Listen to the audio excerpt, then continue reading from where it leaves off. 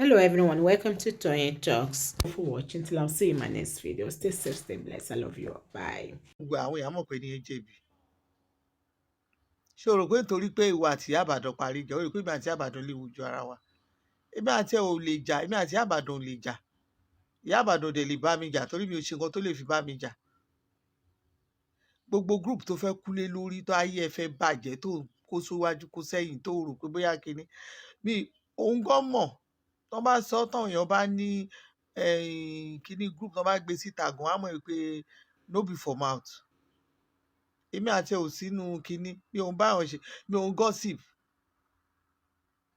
ń gossip o lọ bèrè gbogbo ohun tó wà máa mọ̀ pé mi ò ń gossip tí wọ́n bá fẹ́ bẹ ìjà má bẹ ìjà ń ta gbangba ìta ẹ̀ mo dẹ̀ ti bẹ́ẹ̀ po mi ò ń gossip ọ̀rọ̀ tí ìbá lè sọ níta gbangba mi ò ọlọ́ọ̀ má yẹ pé kí n kàn ní mo sọ kí n má wá ní mi ò sọ bẹ́ẹ̀ ó yá wèrè ni àwọn ta ló ń bá wí pé how market ta ló ń bá wí how market gbogbo yín pátá gbogbo group ẹ pátá àwọn lè bá wí pé how market ẹ yá wèrè ni láyọ̀ tí mo ti ń bẹ pò ẹ rí mi bẹ́ǹdì rí ṣòro pé ẹ lè bẹ́ǹdì mi àbí wèrè lélẹ̀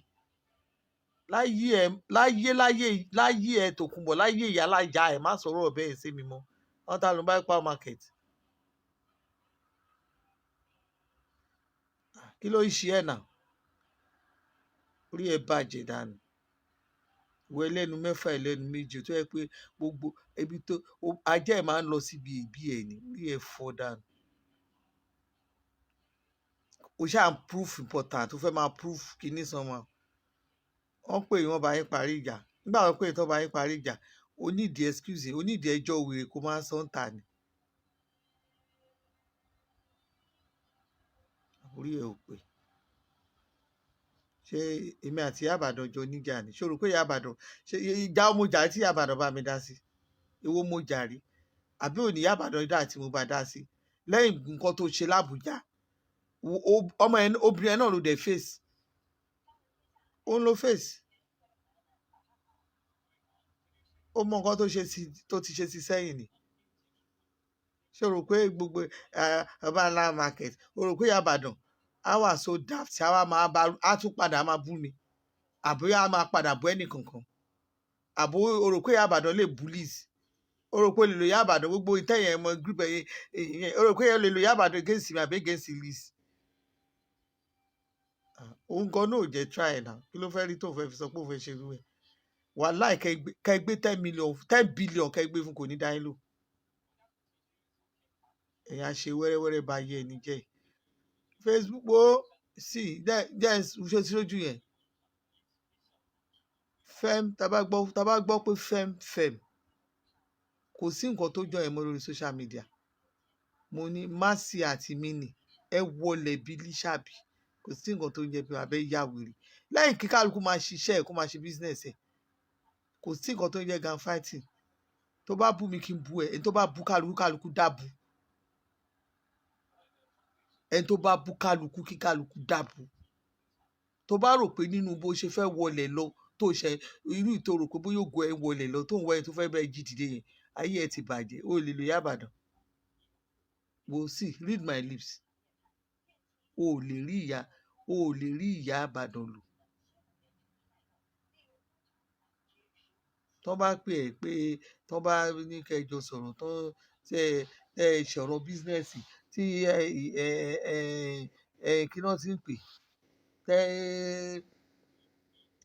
ká tiẹ̀ má sọ pé torí business ẹ gbé ọ̀rọ̀ business gbogbo ọ̀rọ̀ excuse ọ̀rọ̀ business tó ń wá sọ yẹn tó ń ṣe àwọn ps àwọn kìíní kan gbogbo òṣì tó ń ṣe yẹn ìwọ ni rádaràda òṣì gbogbo òṣì tí wọ́n ṣe ń ṣe yẹn tó ṣe wá rojọ́ ní wọ́n á pè mí gàgà tó bẹ̀rẹ̀ sí máa lọ́jọ́ orí ẹ̀ bí ẹ bàjẹ́ kí ló ń ṣe lè ta ló ń bá ta lè ń bá wí ta ló ń pè rẹ̀ ní blog gbogbo ilẹ̀ ṣáà wá bẹ́ẹ̀ fẹ́ dìde ta ló ń bá wí pé ta ni wèrè yìí ń bá wí àbẹ́yà wèrè kó ṣì kó bí ba ìkẹ́ wá bí wọ́ sí ẹ̀yin wèrè bá bí àlá tó jó orí social media lẹ́ wá gba orí ẹ̀ bàjẹ́ dànù kẹ́ tó 1 million ẹ lè fèsì èmi ni ẹ lè fèsì mi àbúrí ẹ bàjẹ́. ó mọ̀ gbà tí mo fèsì ẹ̀yin gbogbo ẹ̀yin Faith Nation náà lẹ gẹ́ra ẹ̀ jọ káàkiri ẹ̀ ṣe bí ẹni mi ṣáàtì àwa rọ̀rọ̀ tiẹ̀ sọ. Ìyá Ìbàdàn sọ̀rọ̀ ẹ rí kí Ìyá Ìbàdàn wọ̀nyí àti Ìyá Ìbàdàn máa sọ fún kẹ́ni kí lè fàdé bẹ́yìn. tó bá ráwọn èèyàn tó wà ní gúrùpù yẹn àwọn ọmọ tó wà ní gúrùpù gbogbo tó tẹ̀ jẹ́ ọmọ tó kéré they will tell you we don't have time for any gossiping.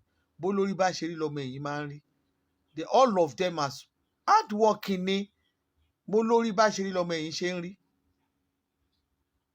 àwọn máa mo ti ráì máa rojọ́ ká máa rojọ́ kó jẹ́ ìjọ tí ẹ lára máa ṣe nígbà tó jẹ́ pé ẹ máa ń gọ́sìpù ṣe ẹ máa ń ba ayé àwọn èèyàn jẹ ni lórí platform Aṣíwájú bloggers you will see anybody talking about someone. kéèyàn bú wa gan immediately bá ti sọ síbẹ̀ pé mi ò gbọ́dọ̀ gbọ́ o mi ò gbọ́dọ̀ gbọ́ ni mi ò gbọ́dọ̀ gbọ́ ni àìmọ̀ nǹkan míì tẹ́lẹ̀ mi máa ti ṣe gan tó yẹ pé mi ò ní rí nǹkan tó ń ṣe tó yẹ pé léètà mo ṣàmà náà nígbà òlìlì mo ṣàmà sọ pé wá ìlú Obama ti ṣe bẹ́ẹ̀ yẹn àbí mi tí màá fẹ́ mọ̀ kí màá fẹ́ kí má kàn fẹ́ disgrace ọmọ ẹgbẹ́ mi kí support kí n kàn pretend to support outside kí lè bẹ́ẹ̀ ni ẹ wí lẹ́yìn what do you mean.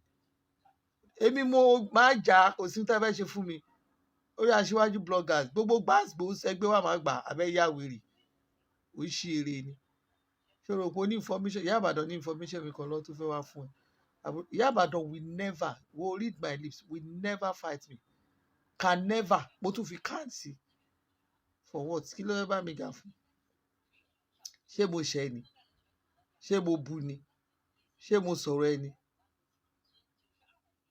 ṣé mo sọ̀rọ̀ ẹni àbí mo ní anything against ẹ àbí mo fẹ́ sọ pé mi ò rí ìwà àti Ìbàdàn ìjọ ń ṣe kinní tẹ́lẹ̀tẹ́lẹ̀ so òun ló mọ nǹkan tẹ́ ẹjọ́ rí ẹ̀yin lẹ́jọ́ mọ nǹkan tẹ́ ẹjọ́ rí if you decide to embrace yourself both of you are adults so ẹ̀yin lẹ́jọ́ mọ nǹkan tẹ́ ẹjọ́ rí èmi ò ń tọwọ́ bọ relationship mi ò ń kọ́ bọ any relationship nǹkan tó bá ti mú ẹ tẹ́ ò fi jẹ́ pé ẹ tún jọ ń ṣe anything papọ̀ she knows what she love and she can decide she owns her life ṣé ìyẹn wá máa di lọ́la kan màá ní èmi àti Ìbàdàn à ń ṣọ̀tá kí n tó sùn tó bá ní last call ẹni tí mo gbà lé ní last call Ìyá Ìbàdàn at least tèmi àti Ìbàdàn fi sọ̀rọ̀ kan a ṣì wọ bíi tí ò bá wọ bíi 30 or 40 minutes kí la dẹ̀ ń sọ we only business kí wọ́n máa ṣe ìyá mórí kinní kan ìwà àti ìyá kinní kan kí ló kàn mí pẹ̀lú gbogbo orúkọ bẹ́ẹ̀ kí ló kàn mí pẹ̀lú gbogbo orúkọ bẹ́ẹ̀ we only talk about business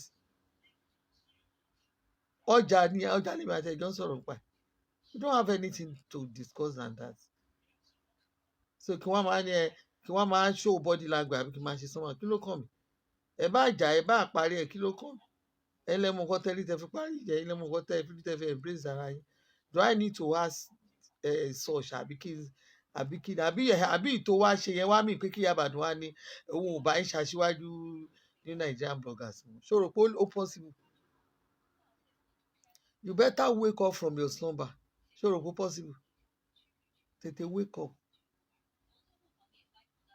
and if you can't decide to embrace peace everybody ẹ̀yin lẹ́jọ́ mọ nǹkan tó ní tẹ́ fi jà ẹ lè parí ẹ̀ nìyẹn so what is my own there what is the meaning of èmi game changer how market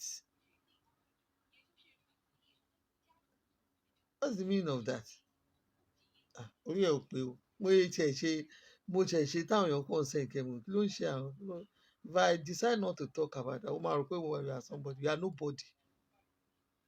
you are nobody Tókunbọ̀ you are nobody.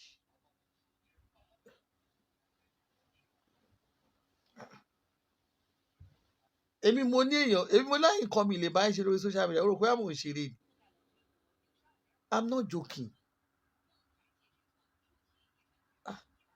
not joking mo ní mi ò lè bẹ ṣe mi ì lè bẹ ṣe pọ̀ sẹ́ Tókunbọ̀ kò sí tó lè pa á pọ̀ kí ló mí by game changer and irú game tó ṣe èmi á sọ fún yín pé èmi nìyá láyà game changer Ìyá Ìbàdàn ò lè fèsì mi o ti gbé àbò dáhùn. Ìyábàdàn kò lè face mi. Ọmọ mi can never face me. Àjọkẹ́, she can never. Tán bá gbé mi sílẹ̀, kán gbé ẹ sílẹ̀, kán gbé mi sílẹ̀ nínú family ẹ̀. Her family will take me, they will take me over you times 100 times. Because ó ní nǹkan tí kálukú ṣe nínú life kálukú. She might decide to embrace peace. What do you mean? What is Mary Oloyede? Iyabadan, she's not selling, so gbẹ́gẹ́rú ẹgbẹ́nu yín dákẹ́. Tálẹ̀ ń bá wípé she's not selling. Iyabadan ni she's not selling. What do you mean by she's not selling? Kò sẹ́ẹ̀lì. Ẹ̀yin náà, ara yín náà ló ti ṣe gbogbo nǹkan t'Ọlọ́run ṣe fún. Iyabadan ni she's not selling. Iyabadan, she's not selling. Lọ́sọ̀ yẹn fáwọn òpònú, she's not selling. So ẹ ti believe pé okay o, get out, sit down. Ṣébi mo wà nú ẹgbẹ́ ewé àbí mo wà nú ẹgbẹ́ egbò kan. She can't say she's not selling. And don't just bring that one here pé she's not selling. Don't even, in fact, tó bá fojú àná wo Ìyábàdàn, tẹ bá ń fo àwọn èèyàn, tẹ bá ń fojú kí náà ti ń wò wọn, ojú àná wò wọn, ẹ bọ́ra bọ ẹ láṣọ dànù lọ. What do you mean by Ìyábàdàn she's not selling? Ìyábàdàn wa jẹ́ òrìṣẹ́ ẹ̀ lẹ́ ń gbé bọ̀, ìyẹn lẹ́ fẹ́ máa ní bóyá she's not selling. What do you mean by she's not selling? God has been so faithful to her. God has been so wonderful to her. Well, pàápàá. Ẹ lọ jókòó jọ, wọ́n á fi jókòó sí. Èmi ló ń bá pé ní wọ́n máa ṣe báwo ló ṣe sọ̀rọ̀ yẹn? Èmi game changer. Onífolójú, how market? Orí ẹ bàjẹ́.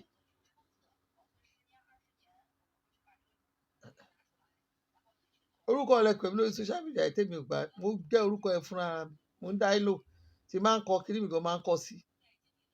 Àwọn ta ló ń bá wí pé game changer lọ síbo wà tí Ìyábàdàn, orí ẹ bàjẹ́. Tókunbọ̀, orí ẹ bàjẹ́. Ọmọ Fóyèkẹ́, orí ẹ dàrú.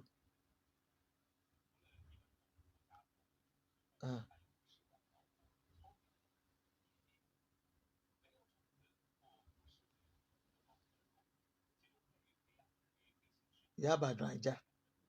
Samson Abraham là àdáfẹ́ tó wà lórí profile yẹn jàre. Ìyábàdàn ajá. Ìyábàdàn ajá. Ìyábàdàn jẹ́ èèyàn lè decide láti make friend with lot of people. That does not mean pé if you say you want to make peace, you can make peace with people that you prefer to make peace with. That does not mean pé even bí Ìyábàdàn wà bẹ́ẹ̀ ṣe ẹjọ́ wà ẹ́ gan bó ṣe kíní kò Ọlọ́run ìyẹn ò ní pé kí ṣòro kó Ìyábàdàn máa pè Ìyábàdàn á máa sọ̀rọ̀ mi bàbá ńlá kíní kan á máa sọ kẹ́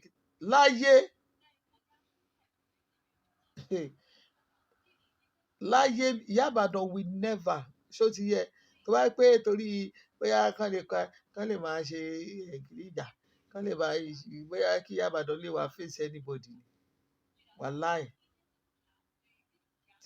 bí Ìyábàdàn bá máa face ẹni tó Ìyábàdàn ẹni tó bá ṣe Ìyábàdàn ló máa face náà. Ìyábàdàn tó ń jà lórí page ẹ̀ kò mọ nǹkan tó ń sọ ni àbí kí wọ́n á ní why tó fi ń sọ̀rọ̀ ẹni tó ń jà lórí bí nǹkan ẹ̀ tó sọnù ló ó ń dùn kò sẹ́ni tí ò lè dùn so màá ní èyàn wá jẹ́ kán gang fight ìyẹn kọ́ ó kàn òun náà ni tí ò bá kàn she will never talk ojú ọ̀lẹ́ mi àti ẹ ti jọ ń pò ẹ̀mí ló bọ́ sá tó lóun fẹ́ jà. Did you see anybody tó yẹ pé kíni àwọn tí ò sí lọ́dọ̀ ẹ̀ tó yẹ pé àjọṣe wọn ò jẹ́ ní ìmọ̀ àti wọ́n jọ lọ́wọ́ ẹ̀ for what kí ló fẹ́ pa á pọ̀ kí la fẹ́ fàdé bẹ́ẹ̀ yẹn tí màmá mi ò ní nǹkan tí mo fẹ́ ṣe àbórí ẹ̀ gbogbo náà ló jọ wọ́wọ́ tó yẹ pé màdàrú àgbàlagbà gbogbo tó bá wà kí nǹkan bàjẹ́ ni èmi ò sínú kán máa ba nǹkan jẹ́ kán máa ba nǹkan èèyàn jẹ́ kán máa bú èèyàn kán máa instigate fight kán máa ignite fire kó máa kó máa dáná sórí gáàsì. Èmi ò ń ṣerú èèyàn bẹ́ẹ̀ yẹn. Ọlọ́run tóore ọ̀fẹ́ bá wà kán ní Nàìjíríà, kán ní generally ní Nàìjíríà, generally kán mú mi kán ní Nàìjíríà àti Dublin, kán gbé mi àti ẹsẹ̀gbẹ̀ ara wa, kán wá forí ọ̀fẹ́ sí kó yẹ gbogbo tó ń lo social media náà lórí ọ̀fẹ́ àti dìbò, kán ní kán mú ìyà rere láàrin àmì kejì. Màá lù ẹ́ kán dì 20 times, màá lù ẹ́ 20 times, màá máa lù ẹ́ ni. Rò pé gba àwọn ọmọ torí ẹ̀yin tẹ ẹni mélòó ló ń wo nǹkan tó wà lórí social media tá à ń ṣe. Wọ́n bá àwọn ọmọ ẹlò tán ti rí ẹ tán wẹ àrùn kí ló ń ṣe wúmà. Ó bá mọ bọ́n ṣe ń dárúkọ wọn gbòòrò, ó bá mọ orúkọ tán ń pè ẹ́ ó tẹ̀ ní bọ́ síwájú kí ni kò máa ṣòṣì tó ń sọ yìí, orí ẹ̀ bàjẹ́. Wọ́n ta ló ń bá wí.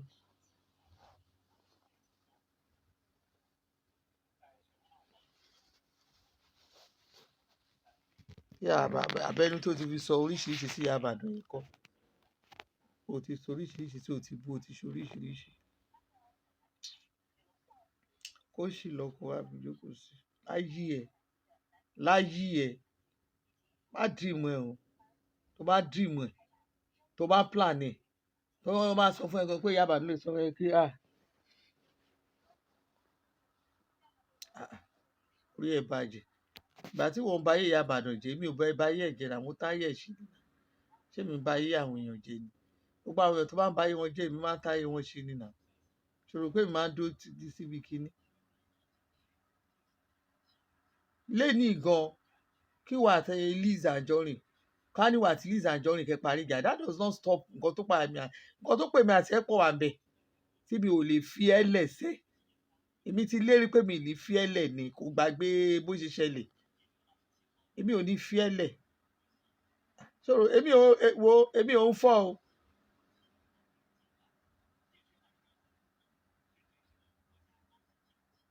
Èmi ò ń fọ́ o. Ohun tó bá fi mú ẹ tó fi sọ̀rọ̀ sí ọkọ mi tó rò pé ọmọ dá méjì ṣoṣo lórí fámìlì mi ṣá, tó máa gbé rí gbogbo nǹkan tó gbé jáde lórí fámìlì mi tó ń gbé tí ò ṣẹlẹ̀ tó ń sọ tó ń gbé. Èmi ò rí nǹkan tó lè pa mí tí ì rí sẹ́. Èmi bẹ́ẹ̀ máa bá ọjà ni o. Èmi ò ń pretend o. I don't pretend. Àbọ̀ yá wèrè, àbọ̀ ń gbá nǹkan lórí ẹ̀. Ṣé o rò pé mo jọ ọgbà tó fọwọ́ tó kójọ sórí social media? Gbogbo ọkọ tà ń sọ ẹ̀gbọ́n tó máa analyse show tó máa ń ṣe wèrè yẹn. Èmi fọ́fù kan rí inú wọn, mo rí wọn ṣá. Mo sì rọ́mọ kan èèyàn kan sì wá bá mi lórí WhatsApp lénìí. I only saw that mo rò pé tẹ̀fẹ́ ẹni àwọn sọ̀rọ̀ lónìí ẹnìkan máa ń ṣe show máa ń bú mi. Mo fẹ́ wò bóyá káàkiri fáwọn kan lọ́dún mi kí ló kàn mí pẹ̀lú náà tó ṣe ṣe. Èmi ò rẹ́ nìyẹn náà. I have never seen rẹ́ nìyẹn. Ẹni because ẹ̀yà àti Liz ṣe kinní kan ẹ fáwọn ẹ pàṣẹ káwọn ọ̀rọ̀ mi kí lẹ fẹ́ lọ kí ló kàn mí àtẹni. Ẹ jẹ́ kán bú mi. Èmi ọba Elizabeth. Èmi ò ń kérò jà o, mi ń kóyàn jà o. Èmi àti Tòkunbọ̀, èmi àti àjọ wọ̀ níṣẹ́. Bá ń gbọ́ wákì àjọ wákì gidi. Wà àti Ìyábàdàn jọ parí ìjà and so what? Ṣé mi ò mọ̀ pé wà tẹ parí ìjà kí ni wọ́n á fẹ́ ṣe sí yẹn? Àbí does that stop relationship between me and Ìyábàdàn? Ìwọ ló lè fún Ìyábàdàn ní kíní ibi tó máa fún ní boundary pé I don't want to see, o lè sọ fún. Èyí tó bá wá pí ẹ̀ náà ló dé máa ṣe. Meanwhile, you can't stop her to associate with me. Go and get that one to your score. You can't stop her. You can't stop her to associate with me. Kò sọ pé not to associate with me. You don't want her to associate with you. No. Bó sọ̀rọ̀ kò ní gbà. Ó ti rújú mi. Kò sọ kò ní gbà. Kò sọ kò ní gbọ́. Torí mi àti ìjọ lọ́rùn. O ò dẹ̀ lè stop ẹ kó má kí Liz. O ò lè stop ẹ kó má kí àti bí ìpàdé aṣáájú. O ò lè ní kó má kí Àbíkẹ́ Jagaban. Ṣé o gbọ́ àbò ṣìṣàn àbò dákú? O ò lè ní kó má Àbíkẹ́ Jagaban. You cannot say Ìyábàdàn ò fẹ́ rí pẹ̀lú o. at your age, if you can't make peace from your mind with lot of people tó mọ̀ pé àwọn ẹni ìtòótọ́, ìwọ ni àgbàyà igi wọ́rọ́kọ́ tó ń da iná rú, tó o bá ti mọ̀ pé ìwọ gangan ni àgbàyà, ìwọ má sí mi nìyẹn méjì ni anyway lórí social media ẹ ń lè ṣùgbẹ́lẹ̀kẹ̀ tó ń da orí social media rú. Wo tó bá ní aṣẹ́gun dragoni náà nípasẹ̀ ẹ̀jẹ̀ ọ̀dọ́ àgùntàn, ẹ̀jẹ̀ Jésù ni mo fi ṣẹ́gun yín throughout. Mo sọ fún yín sẹ́yìn, èmi ti sọ fún pé 2024 kò lè dàbí 2023. Gbogbo ètò ìlọ ṣe game changer tó rò pé nǹkan ọmọ ogun jọ yìí orógun kankan bí torí kò sẹ́ni tó fẹ́ bẹ jagun. Ìwọ ló wáyé wá jagun, ìwọ ló lógun ẹ kó máa ru ogun ẹ káàkiri. Tó bá yá fún ẹ ló máa fún ẹ ní peace. Mo sọ fún yín 2024 ọ̀tọ̀ níbẹ̀ ṣe wọbẹ̀. It will never come to pass. Tó bá rò pé èèyàn kan máa àwọn kan ní torí Iyabadan tí ó ti ń dá ẹni tó ó ń bá ẹnìkan ó sọ̀rọ̀ nípa péjì ẹ̀ òun àti wọn kọ́nà. Ìgbà tó wà àti wọn kọ́nà tó sọ̀rọ̀ nípa péjì ẹ̀ òun àti ẹjọ́ ní ọjọ́ tí ẹ̀ ló ń ṣe tó ló mọ nǹkan tó ń ṣe. Tí kálukú bá rí tó bá sọ tiẹ̀ ó máa rí ẹlòmíì máa wà tó yẹ kó ní jàjà ẹ̀ síta tẹ́gbà tí nǹkan opportunity kan bá ló máa jàjà ẹ̀. That has been the system. Bọ̀ kó wá rò pé bóyá torí tiẹ̀ bóyá torí ó jẹ́ àlọ́ jókòó. Àwọn tá ló ń bá wí ta ní sẹ́ẹ̀tì ẹ̀mí bàbá orí ẹ̀ ò pé tó kún bọ̀ ẹ́sà board ó máa la náà ní lọ́dọ̀ èmi ò ṣe rẹ̀ tá ló ń bá wí pa market gbogbo ẹ̀yà market yẹn alva gbogbo ẹ̀yà market alva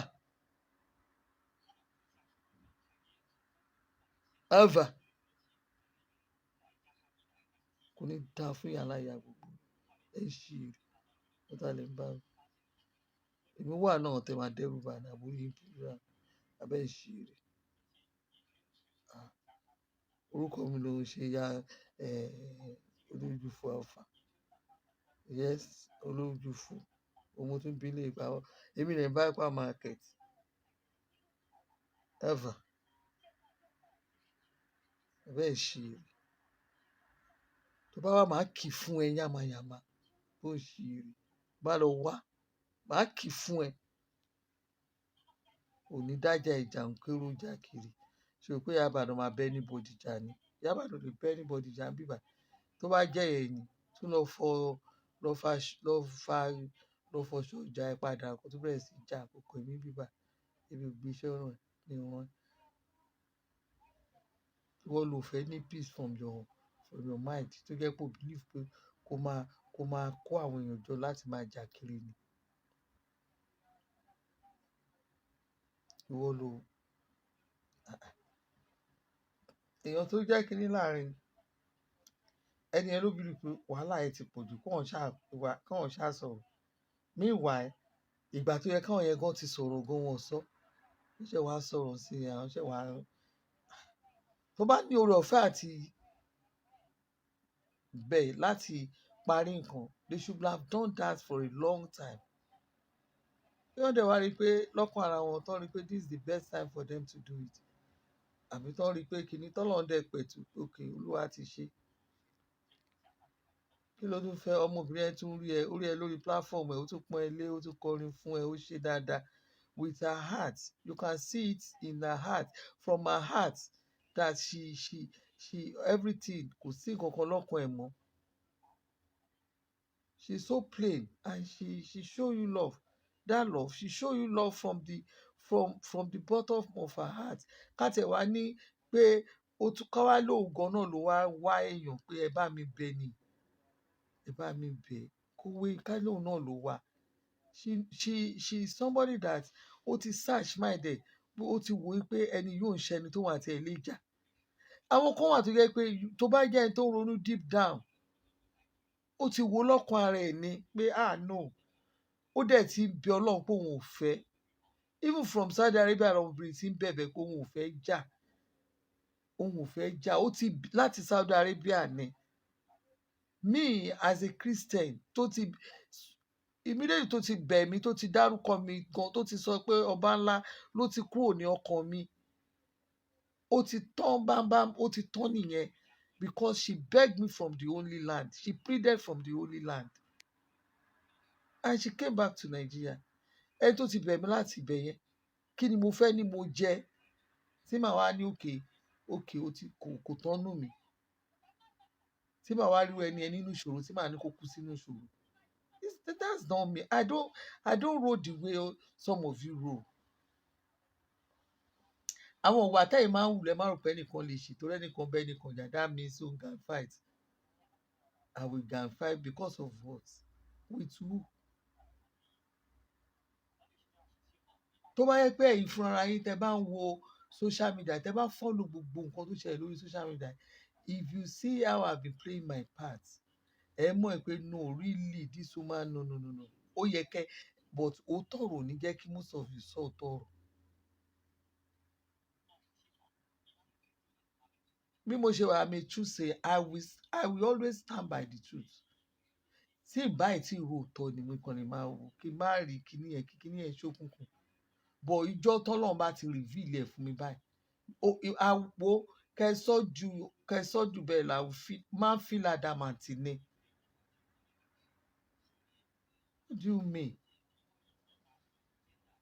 ẹni tó ti lóun ò bẹ jà láti Saudi ti bẹ̀ ó ti ní ẹ dáríjì òun ẹgbẹ́gẹ́ ẹ dáríjì ó pè ilé ẹ̀ kọ̀ọ̀kan ẹ make sure pé ẹ frustrate life ẹ̀. She might think over it she might just think pé òun ti bẹ Ọlọ́run she may pray and bóyá àdúrà ti kàn bẹ́ẹ̀ pé o ṣèlérí nǹkan báyìí fún mi ó dẹ̀ tún she might decide to say okay let me just go back and start begging pleading. Mọ̀ pa ní conscience jura wa lọ nǹkan tí Iyabadan ṣe yẹ èyí tí wọ́n ṣe ń sọ Iyabadan ti ń pè mí Iyabadan wọ́n ní kó wá bẹ̀ mí fine truly she is the one that asked for it yes accepted gbogbo èmi gbọ́ pé òun ló bẹ̀bẹ̀ mo ti gbọ́ but that does not mean pé mi àti àjọ máa jà for what òun ló mọ reason tó fi ní kọ́pọ̀ bẹ́ẹ̀ and tẹ́ bá parí ìjà fine that does not stop the relationship within me and her that does not mean I will take her as my enemy she has no ó ti lóun á ti parí ìjà ó ti bẹ̀ mí láti sáájú ló ti bẹ̀ fún náà bẹ̀ mí so kí wọ́n máa fìyẹ kí wọ́n á ní mo fẹ́ báyìí èmi àti ẹ̀ ò lè jà àfi tó bá fẹ́ jà fúnra rẹ̀ èmi àti ẹ̀ ò lè jà àfi tó bá fẹ́ jà fúnra rẹ̀ tó wá jọ fúnra rẹ̀ ní nǹkan tó fẹ́ ṣe tó fẹ́ jà ó nìkan òun ló dẹ̀ fi máa ń jẹ́ kí èmi win ọkàn mi ni mo fi ń win ní gbogbo ogun tó wà lórí social media ọkàn mi Ọbalẹ̀ Elizabeth Àṣàbí Latifatu Àṣàbí Oníyìí Adébísí Ẹniọlá Abọ́sẹ̀dé ọkàn mi mo fi ń win.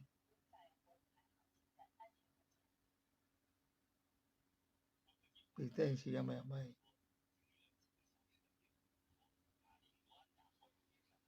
ẹ fi sílẹ̀ let her live her life she's free to move with anybody she's free to have peace with anybody.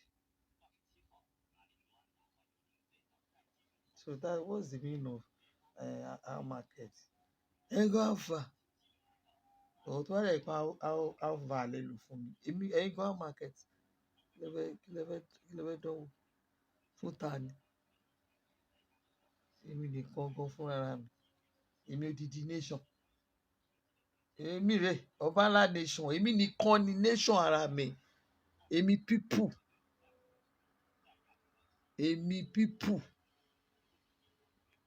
Kò sẹ́ni tó lo ohun yẹn èmi mo lo ohun yẹn lórí social media mo mọ àwọn ohun mi tí máa ń lò tí n bá wọ ẹlòmíì síkà mi tó bá sọ̀rọ̀ tó bá gbóhùn mi tó bá mọ̀ ní ẹni tí wò mí dákú gbàgbé wèrè gbogbo yín ni fáǹsì mi gbogbo